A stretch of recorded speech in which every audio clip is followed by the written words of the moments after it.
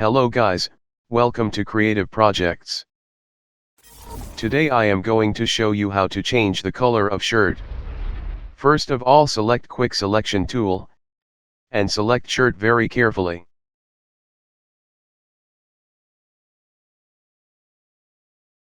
After selection of shirt, go to the adjustment layer and select solid color.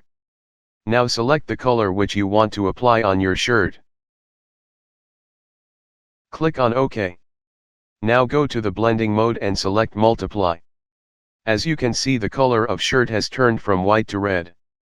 If you want to change the color again, then double click on this. Now change the color which you want.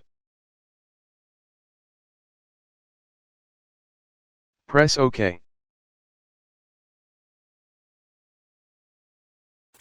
Thanks for watching the video. If you enjoy this video, then like the video and subscribe my channel for short, quick and easy tutorials.